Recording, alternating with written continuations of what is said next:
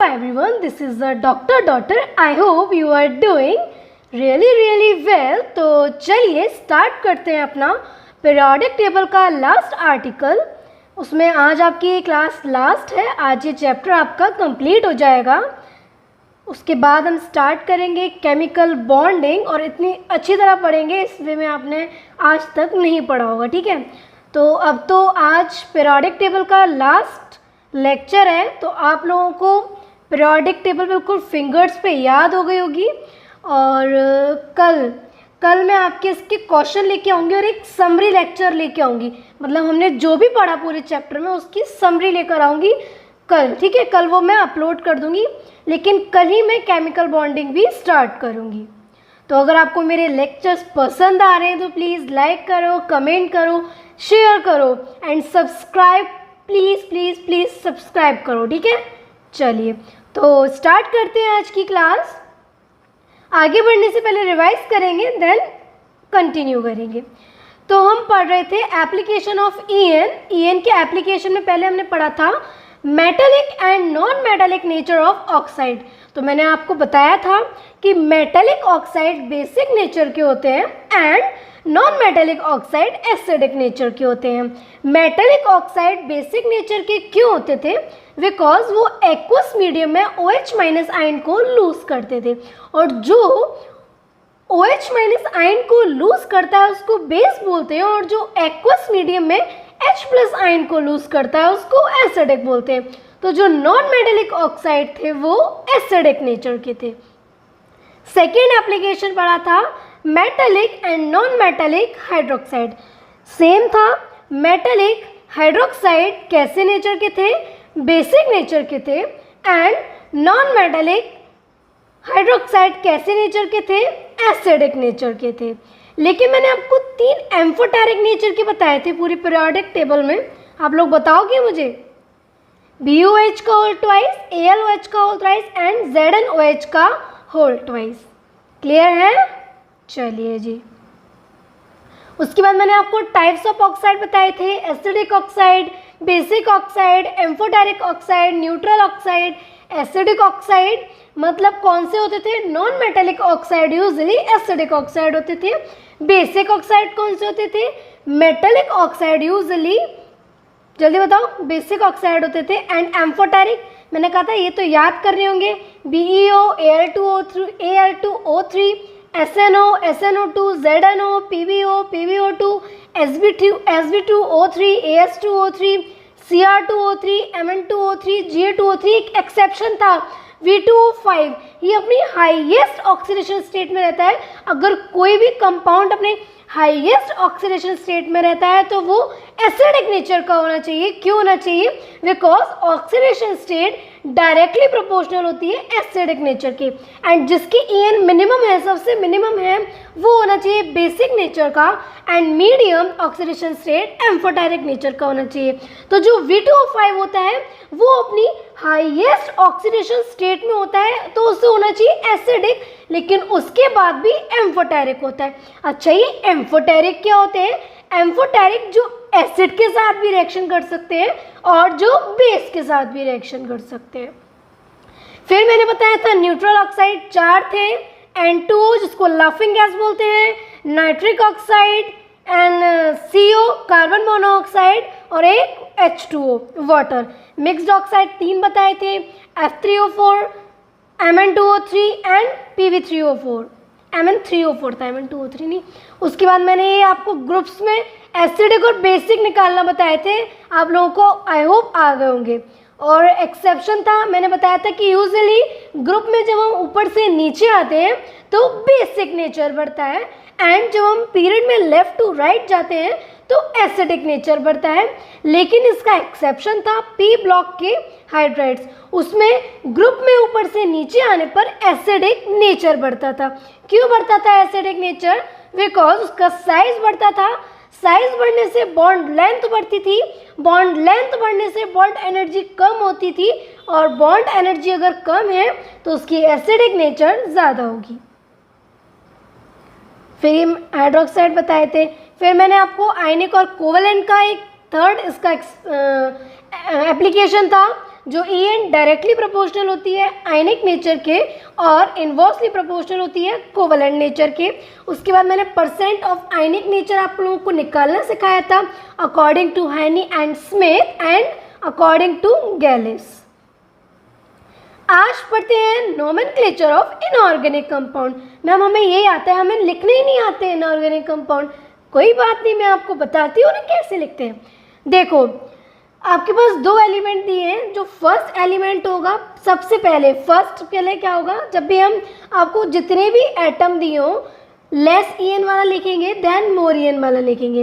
इसलिए OF2 possible है, F2O possible नहीं है, बिकॉज OF2 में ऑक्सीजन की 3.5 EN है एंड फ्लोरीन की 4 EN है।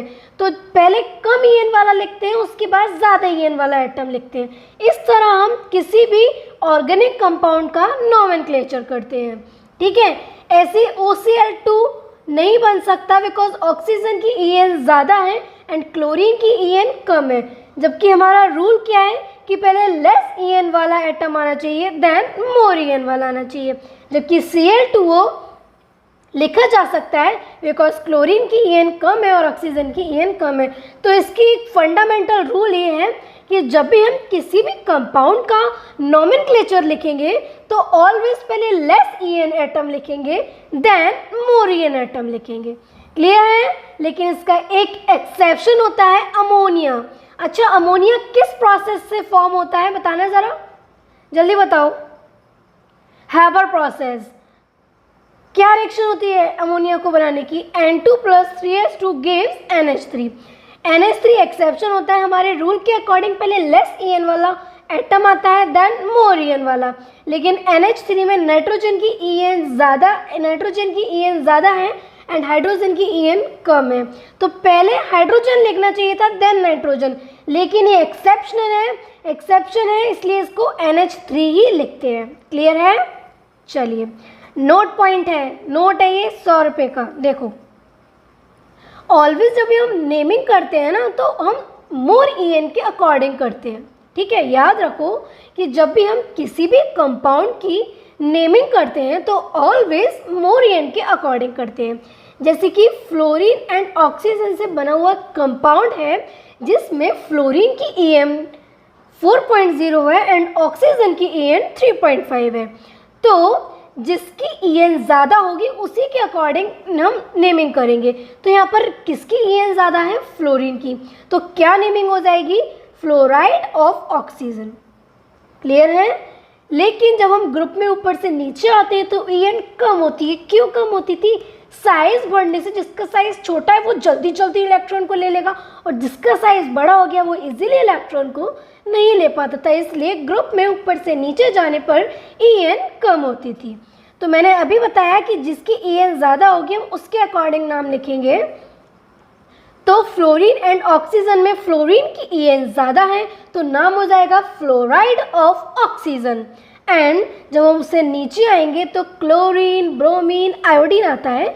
उसका जब हम कंपाउंड बनाएंगे ऑक्सीजन के साथ तो अब आप मुझे बताओ कि ऑक्सीजन की EN ज़्यादा है या फिर क्लोरीन, ब्रोमीन, आयोडीन की EN ज़्यादा है। और EN को मैंने याद करने की आपको ट्रिक बताई है। अगर आपने मेरा प्रीवियस लेक्चर नहीं देखा है तो पहले आप मेरा प्रीवियस लेक्चर जाकर देखो। ठीक है, तो क्लोरीन, ब्रोमीन एंड आयोडीन का कंपाउंड जब ऑक्सीजन के साथ बनता है तब ऑक्सीजन की EN ज़्यादा हो जाती है। तो अब किसके अकॉर्डिंग नेमिंग होगी? ऑक्सीजन की। जबकि जब फ्लोरीन और ऑक्सीजन का कंपाउंड बन रहा था तो उसमें फ्लोरीन की EN ज़्यादा थी इसलिए हमने नेमिंग करा था फ्लोराइड ऑफ ऑक्सीजन। लेकिन क्लोरीन, ब्रोमीन एंड आयोडीन की जो हम रिएक्शन कराते हैं ऑक्सीजन के कंपाउंड के साथ तो वहाँ पर ऑक्सीजन की EN ज़्यादा हो जाती है। तो मैंने अभी ट्रिक बताई कि नेमिंग ऑलवेज किसकी स्टार्ट होगी? सबसे पहले जिसकी EN ज़्यादा होगी उसके अकॉर्डिंग नेमिंग होगी। मतलब इसका नाम क्या हो जाएगा? Oxide of halogen. Oxide of halogen. Clear है? चलिए, तो अभी तक हम 5 एप्लीकेशन पढ़ चुके हैं EN के। ये 6 एप्लीकेशन है टू डिटरमाइन बॉन्ड लेंथ। ये मैं आपको करा चुकी हूँ पहले। अगर EN 0 है तो उसकी बॉन्ड लेंथ का फॉर्मूला होता है RA + RB। लेकिन अगर उसकी EN इक्वल नहीं है तो उसका फॉर्मूला था RA plus RB minus 0.09 into delta EN। किसके अकॉर्डिंग था? अकॉर्डिंग टू स्टीवेंसन एंड सोमाक है। चलिए जी, नेक्स्ट एप्लीकेशन 6 एप्लीकेशन हमारे हो चुके हैं। Oxide of halogen, oxide of metallic and non metallic nature, then मैंने बताया था और metallic and non metallic nature of hydroxide, hydroxide metallic and non metallic nature of hydroxide. Third था आयनिक एंड कोवेलेंट को निकालना, ठीक है, और उसके बाद टू डिटरमाइन बॉन्ड लेंथ, फिर मैंने एक नोमेनक्लेचर कराया। अब 7th है to determine the product of hydrolysis of halide. मतलब जो हैलाइड होते हैं, हैलाइड की जब हम हाइड्रोलाइसिस करते हैं। अब आता है मैम हाइड्रोलाइसिस और हाइड्रेशन में बहुत ज़्यादा कंफ्यूजन होता है, कैसे इस डाउट को क्लियर करें? तो देखो मैं बताती हूँ। हमारे पास 2 टर्म होती है स्टूडेंट्स, देखो एक होती है हाइड्रेशन और एक होती है हाइड्रोलाइसिस। हाइड्रेशन का मतलब होता है कि वाटर को ऐड करना और हाइड्रोलाइसिस का मतलब होता है कि वाटर के साथ रिएक्शन करना। फिर से सुनो, हमारे पास 2 टर्म होती है, एक होती है हाइड्रेशन और एक होती है हाइड्रोलाइसिस। हाइड्रेशन का मतलब होता है एडिशन ऑफ वाटर, मतलब वाटर का एडिशन करना, और हाइड्रोलाइसिस का मतलब होता है कि वाटर के साथ हम रिएक्शन करा रहे हैं कंपाउंड की। ठीक है, क्लियर है? हाइड्रेशन मतलब addition of water and hydrolysis का मतलब होता है रिएक्शन ऑफ वाटर। देखो जब भी हम हैलाइड की हाइड्रोलाइसिस करा रहे हैं, अब आपके दिमाग में आ जाएगा कि जब भी हाइड्रेशन की बात करेगा मतलब वाटर ऐड करना है, एंड जब भी हाइड्रोलाइसिस की बात करेगा मतलब रिएक्शन करानी है वाटर के साथ। अब करोगे ये एडिशन ऑफ वाटर और रिएक्शन विद वाटर में हम समझे नहीं, मेरी बात सुनो। जैसे कि Na2CO3 कंपाउंड है, ये क्या है? अभी ये कैसा है? ये फ्यूजन स्टेट में है, मतलब इसमें कोई भी एक्वस नहीं है, ये सॉलिड स्टेट में है। हमने इसमें वाटर का एडिशन कर दिया मतलब हाइड्रेशन, तो इसका फॉर्मूला क्या हो जाएगा? Na2CO3.10H2O। क्लियर है? लेकिन जब हम हाइड्रोलाइसिस कराएंगे तो हम किसी कंपाउंड की रिएक्शन कराएंगे उसके साथ। क्लियर है? तो इसकी ट्रिक क्या होगी हाइड्रोलाइसिस ऑफ हैलाइड्स करने की? हैलोजन्स में चार्ज फिल करो एंड वाटर में से अपोजिट चार्ज रिएक्ट करा दो। जैसे कि BCl3 है, क्लियर है? BCl3 में से बोरॉन पर नेगेटिव चार्ज आएगा एंड क्लोरीन पर पॉजिटिव चार्ज आएगा। क्लियर है? जैसे कि इसकी कंडीशन है कि En एलिमेंट की कम है लेकिन एक्सेस की एलिमेंट ज़्यादा है En। तो जब हमने BCl3 की रिएक्शन वाटर के साथ कराई तो क्या होगा?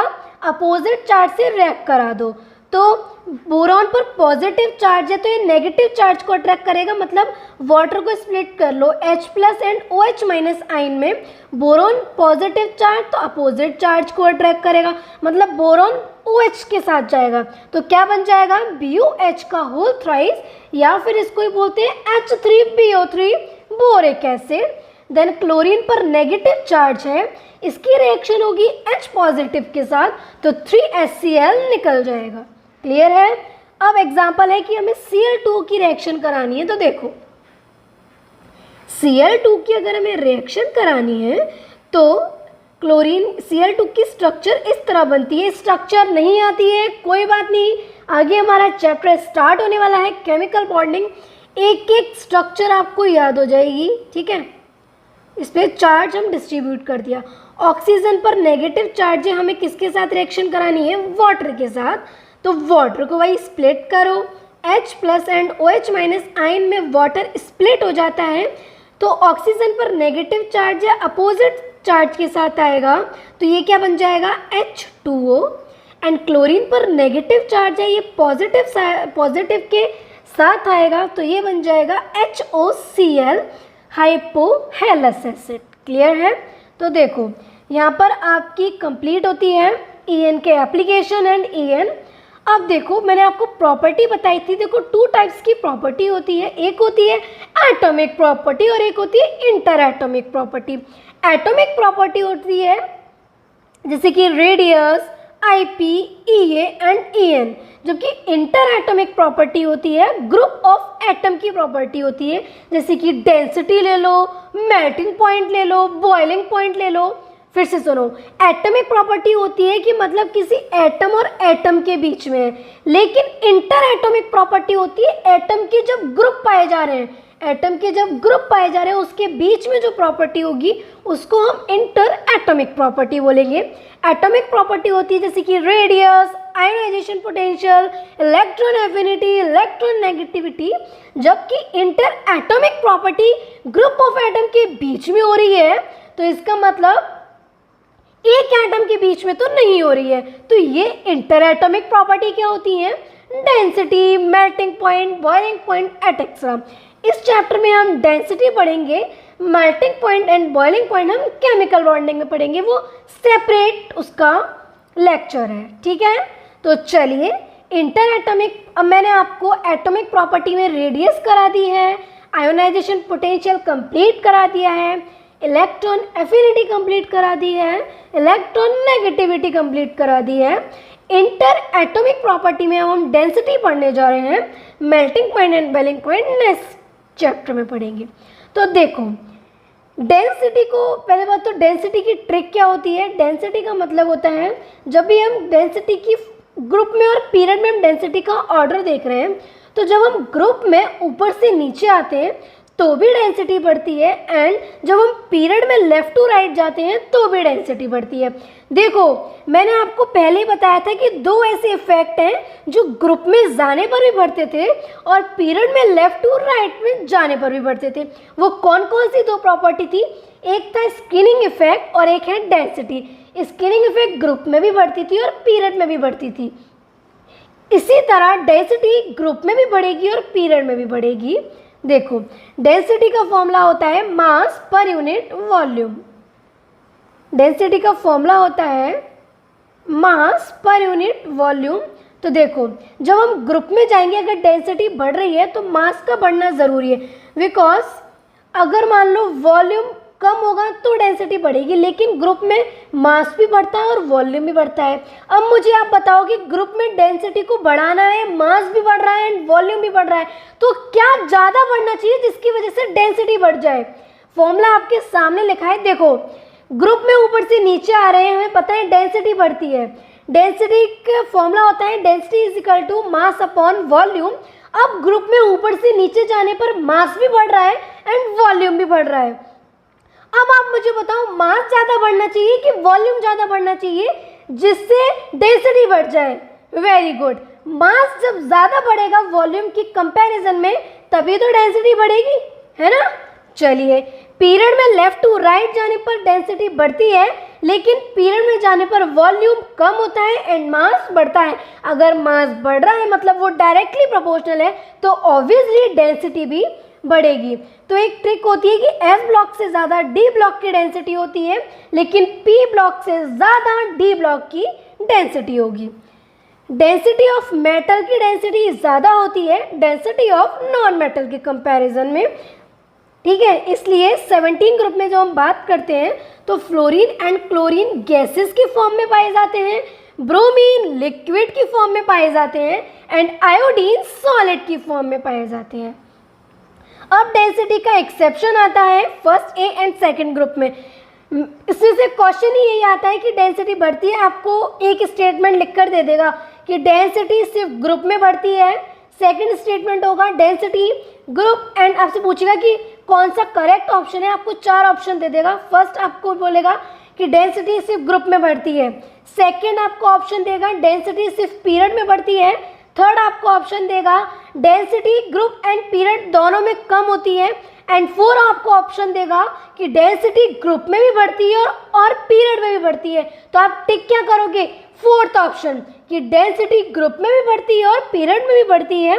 ग्रुप में जाने पर मास भी बढ़ता है, वॉल्यूम भी बढ़ता है, लेकिन मास में होने वाला इंक्रीजमेंट ज़्यादा होता है एज कंपेयर टू वॉल्यूम, जबकि पीरियड में लेफ्ट टू राइट जाने पर भी डेंसिटी बढ़ती है, लेकिन पीरियड में जाने पर वॉल्यूम तो कम होता है ना, लेकिन मैट क्या होता है? मास बढ़ता है, मास के बढ़ने से डेंसिटी बढ़ जाती है। लेकिन इसका एक्सेप्शन होता है फर्स्ट ए एंड सेकेंड ए में। जब भी डेंसिटी का टिपिकल क्वेश्चन बनेगा ऑलवेज एक्सेप्शन से बनेगा। तो देखो फर्स्ट ए को क्या बोला था, alkaline metals, and second a को बोला था एल्कलाइन अर्थ मेटल्स। फिर से रिवाइज करा रही हूँ, फर्स्ट ए को एल्कलाइन मेटल्स क्यों बोला था, because these oxide and hydroxides are basic in nature, and second a को एल्कलाइन अर्थ मेटल्स इसलिए बोला था, नो डाउट इसके भी oxide and hydroxide basic nature के होते हैं, लेकिन अर्थ क्रस्ट में पाए जाते थे। ठीक है, तो देखो फर्स्ट ए में जो एलिमेंट रखा गया है क्या था इसका, हीलिना की रब से फरियाद, ये ट्रिक थी। तो lithium, sodium, potassium, rubidium and caesium को रखा गया है। हमने अपने जनरल ट्रेंड के अकॉर्डिंग पढ़ा है कि ग्रुप में ऊपर से नीचे जाने पर डेंसिटी बढ़नी चाहिए, लेकिन सोडियम एंड पोटेशियम में से ज़्यादा होनी चाहिए पोटेशियम की, बिकॉज पोटेशियम ग्रुप में नीचे आता है एज कंपेयर टू सोडियम, लेकिन सोडियम की डेंसिटी ज़्यादा होती है। क्यों ज़्यादा होती है, इसका रीज़न जाता है, in potassium the 3d orbitals are empty where its capacity to hold 10 electrons, hence the volume of potassium much large, so density is less than that of sodium। तो इसका करेक्ट ऑर्डर हो जाता है ये सबसे कम होती है लिथियम की, उससे ज़्यादा होती है पोटेशियम की, देन उससे ज़्यादा सोडियम की, उससे ज़्यादा रुबिडियम की, एंड सबसे ज़्यादा होती है सीजियम की डेंसिटी। अब सेकेंड ए में डेंसिटी की बात करते हैं। सेकेंड ए में ग्रुप में ऊपर से नीचे जाने पर डेंसिटी बढ़नी चाहिए, डेंसिटी कंटिन्यूसली बढ़नी चाहिए, लेकिन सेकेंड ए में एक्सेप्शन पाया जाता है बेरिलियम, मैग्नीशियम एंड कैल्शियम में। ग्रुप में जाने पर नीचे बढ़नी चाहिए, तो बेरिलियम से ज़्यादा मैग्नीशियम की होनी चाहिए एंड मैग्नीशियम से ज़्यादा कैल्शियम की होनी चाहिए, लेकिन यहाँ तो एक्सेप्शन पाया जा रहा है। तो बेरिलियम की ज़्यादा होती है, उससे कम हो जाती है मैग्नीशियम की, एंड सबसे कम हो जाती है कैल्शियम की। तो ये इसका ऑर्डर आता है। अब आपके थ्योरेटिकल क्वेश्चन आएंगे तो आप एक बार सुनते जाओ, ठीक है। मैक्सिमम डेंसिटी कंटेनिंग एलिमेंट होता है इरिडियम एंड सीजियम।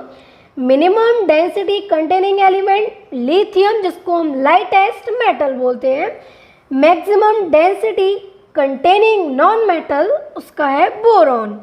अब नोट पॉइंट में आपका ये चैप्टर होता है कंप्लीट। अब कुछ नोट पॉइंट हैं, आप याद कर लीजिए और इसको नोट डाउन भी कर लीजिए, आपके कभी कभी क्वेश्चन ऐसे आ जाते हैं, ठीक है।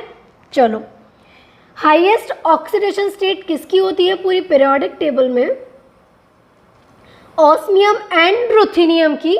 ऑस्मियम की +8 एंड रुथेनियम की +8 ऑक्सीडेशन स्टेट होती है।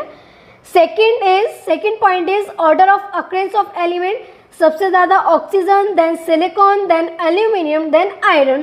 थर्ड, नोबल मेटल किसको बोलते हैं, गोल्ड एंड प्लेटिनम को नोबल मेटल बोलते हैं, और ये डिजॉल्व होती है एक्वारीजा में। एक्वारीजा क्या होता है, ये HCl और HNO3 का एक मिक्सचर होता है, जिसमें HCl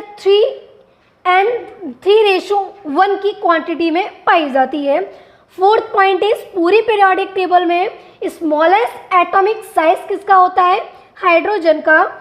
fifth point is lightest element किसको बोलते हैं, हाइड्रोजन को। Six point is most basic oxide and hydroxide caesium, most reactive metal भी सीजियम को बोलते हैं।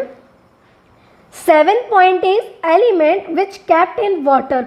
देखो जो फॉस्फोरस होता है ना, फॉस्फोरस को वाटर के अंदर उसको प्रिजर्व करके रखते हैं, बिकॉज फॉस्फोरस हाईली इन्फ्लामेबल होता है। जैसे ही एयर के कांटेक्ट में आता है ना फॉस्फोरस, वैसे ही ये बर्न होने लगता है, वैसे ही इन्फ्लामेबल होने लगता है। इसलिए फॉस्फोरस को ऑलवेज हम पानी के अंदर कैप्ट करके रखते हैं। अगर ये थोड़ा सा भी एयर के कांटेक्ट में आ गया तुरंत जलने लगेगा, ठीक है। एंड 8 पॉइंट है कि 90% mass of sun is formed, मतलब सन का जो 90% मास होता है वो हाइड्रोजन से बना होता है। ऐसे एलिमेंट का नाम बताओ जिसमें मैक्सिमम आइसोटोप्स पाए जाते हैं। अब आइसोटोप्स क्या होते हैं, having same atomic number but different atomic mass. तो उसका आंसर जाता है Sn, जिसके 10 आइसोटोप पाए जाते हैं। 10 ऐसा फर्स्ट मैन मेड एलिमेंट कौन था, technetium. 11 point most poisonous element plutonium. Dry bleacher H2O2, अरे ये तो आपका जाना पहचाना लग रहा है। H2O2 कैसी स्ट्रक्चर थी? Half open book like structure.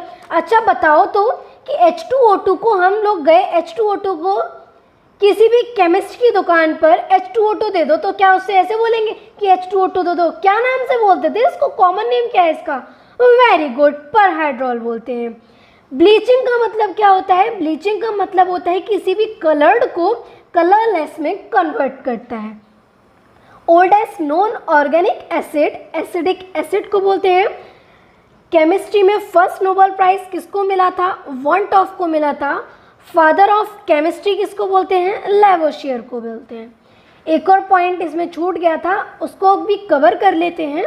Lattice energy, lattice energy जो होती है वो डायरेक्टली प्रोपोर्शनल होती है स्टेबिलिटी के। अब आप लोग मुझे बताओ कि दो एलिमेंट हैं आपके पास, ठीक है, या फिर मान लो कि इधर 2 पर्सन है और इधर 2 पर्सन है। ऑलवेज क्या होता है, हमारा सेम एज वाले पर्सन के साथ मैच होती है बॉन्डिंग, ऐसी एटम के बीच होता है।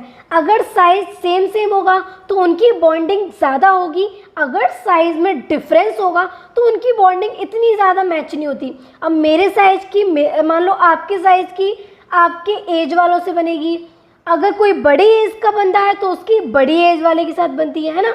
ऐसी एटम में होता है कि अगर कोई एटम का साइज स्मॉल है तो उसकी स्मॉल एटम के साथ ज़्यादा स्ट्रॉन्ग बॉन्डिंग होगी, एंड अगर कोई एटम का साइज बहुत ज़्यादा है तो उसकी बॉन्डिंग बड़े एटम के साथ ज़्यादा होगी।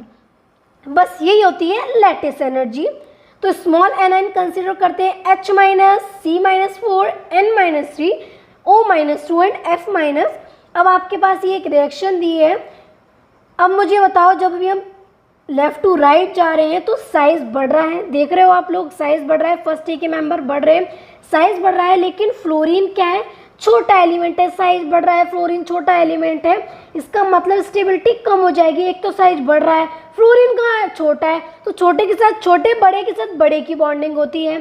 तो साइज बढ़ रहा है, स्मॉल एन के साथ स्टेबिलिटी कम हो जाएगी और लैटिस एनर्जी भी कम हो जाएगी, because lattice energy directly proportional होती है स्टेबिलिटी के। क्लियर है? तो इसका सेकेंड क्वेश्चन भी कर लेते हैं। आपके पास ये रिएक्शन दी हुई है LAI, NAI, KI, RBI, CSI। इसमें भी क्या हो रहा है? साइज बढ़ रहा है कैटाइन का विद लार्ज एनायन है कि स्मॉल एनायन है? वेरी गुड, लार्ज एनायन है। तो अब तो बॉन्डिंग हो जाएगी ना। तो साइज ऑफ कैटाइन इंक्रीज हो रहा है लार्ज एनायन के साथ, जिसकी वजह से स्टेबिलिटी बढ़ जाएगी और लैटिस एनर्जी भी बढ़ जाएगी। चलिए जी, अब आपका ये पीरियोडिक टेबल चैप्टर कंप्लीट होता है फाइनली। तो इसके मोस्टली 30 लेक्चर्स हमने लिए हैं, ये 30 लेक्चर्स होगा, है ना। तो 30 लेक्चर्स के अंदर हमने पीरियोडिक टेबल को कंप्लीट करा है। अब इस तरह पूरी पीरियोडिक टेबल को हमने कंप्लीट करा है कि पूरी पीरियोडिक टेबल में अगर मान लो हमने पी ब्लॉक नहीं पढ़ा है, लेकिन अगर आप पी ब्लॉक के क्वेश्चन PYQ उठाकर देखोगे तो उसके क्वेश्चन को आप अभी टैकल कर लोगे। इस तरह मैंने आपको पूरी पीरियोडिक टेबल को पढ़ाया है। तो अब आई होप आपको सारे लेक्चर्स पसंद आए होंगे। बस इसकी शर्त यही थी कि आपको स्टार्टिंग से लास्ट तक के लेक्चर्स को देखना था। अब कल आपके पास एक स्मॉल लेक्चर आएगा, उसमें क्या होगा, पीरियोडिक टेबल के कम से कम 150 में आपको क्वेश्चन दूंगी, एंड इसका समरी लेक्चर होगा 15 से 20 मिनट का, ठीक है।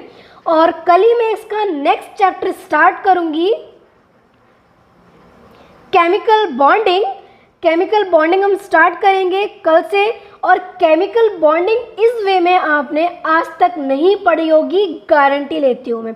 अगर बाकी लोग कॉपी कर रहे हो मेरे लेक्चर्स तो मैं कुछ नहीं कह सकती, बट इस तरह आप लोगों ने आज तक नहीं पढ़ी होगी। तो ये आज जाकर आप इसके सारे PYQ लगाओ। अगर कोई भी डाउट आता है तो आप मुझे कमेंट सेक्शन के अंदर वो क्वेश्चंस को नोट डाउन लिखो, मैं उसका सॉल्यूशन दूंगी, ठीक है। बाकी केमिकल बॉन्डिंग स्टार्ट करते हैं फाइनली कल से, और बहुत अच्छी तरह से पढ़ाऊंगी केमिकल बॉन्डिंग। इतनी अच्छी वे में आपने नहीं पढ़ा होगा, ठीक है। तो अगर मेरा लेक्चर पसंद आया है तो प्लीज़ लाइक करो, कमेंट करो, शेयर करो, एंड चैनल को जल्दी सब्सक्राइब करो। ओके, तो मेहनत करते रहो, पढ़ते रहो, कंसिस्टेंट रहो, कीप वर्किंग, कीप हसलिंग। जय हिंद, जय भारत।